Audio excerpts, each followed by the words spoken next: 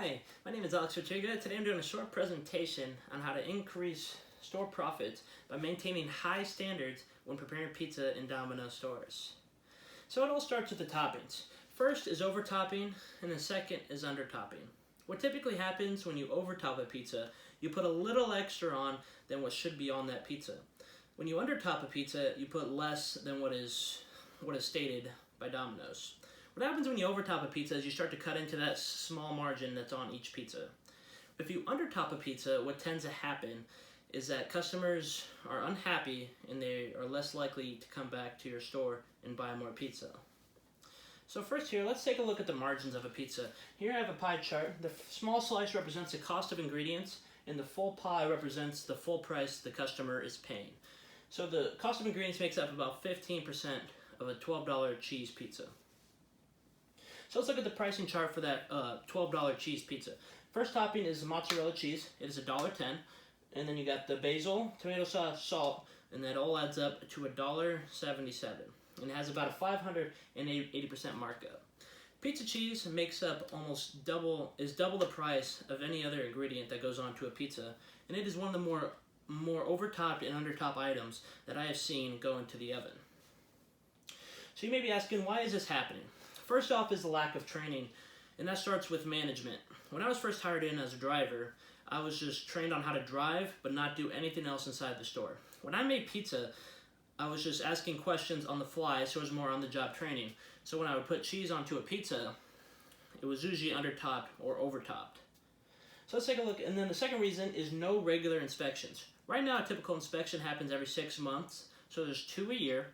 And usually during that time, when it's 5 months in, you haven't had an inspection, usually store managers start to step it up and make sure things are being done correctly, like topping pizzas, and making sure overtopping and undertopping doesn't happen. But what happens is, during that lax time, when there's no pending inspection, it's been 4 months, you have a couple months without an inspection, managers tend to be more lax and may not even weigh out cheese themselves or any other toppings on the make line.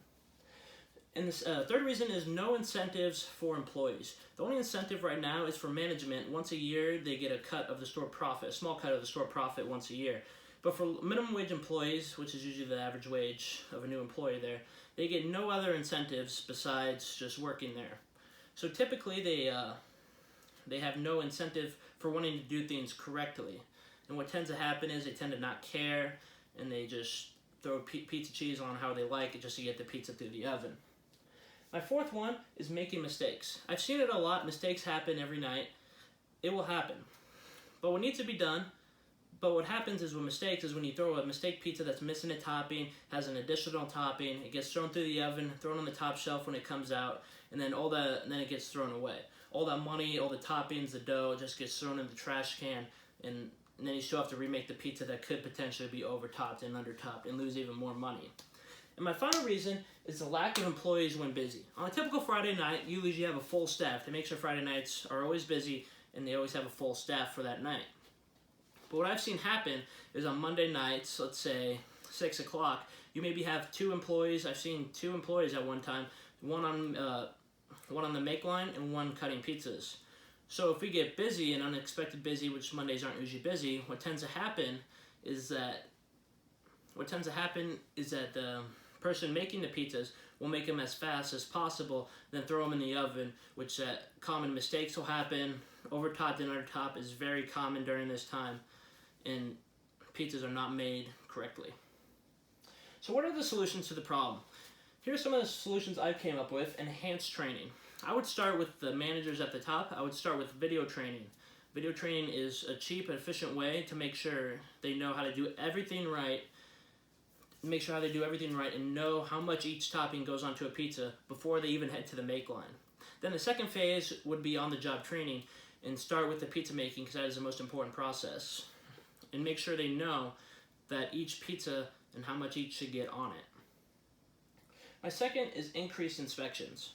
What I would recommend is an inspection every quarter. So every 3 months, have an inspector roll by and do an inspection of the store to make sure things are going the way it should be.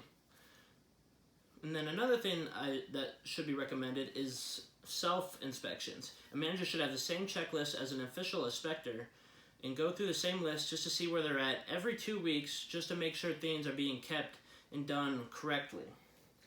My third one is adding incentives and punishments. Employees need an incentive to want to work. So an incentive could possibly be have a review of an employee's work habits over 6 months, over a 6-month period, and give them a review and maybe give them some type of raise. Another incentive may be if they're doing a great job and they want more hours, give them the hours. And if they need a flexible schedule, go towards their schedule and be more flexible for them. On the contrary, punishment should be given to employees that are constantly not doing things correctly. So let's say you've seen them overtop pizzas multiple times, not really weigh anything out. Maybe then you do a write-up. A write-up will affect their 6-month review. They'll pull out a file and check how many maybe write-ups they have.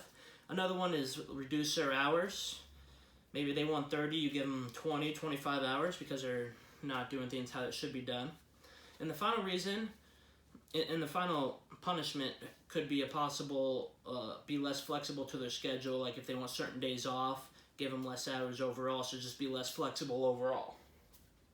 My fourth solution is reducing mistakes. This requires having an extra employee on make line be towards the end of the make line around the oven. Before each pizza goes in, double check the pizza to make sure it is correct before it sends it through. Double check the order, double check the pizza, and that will reduce mistakes greatly.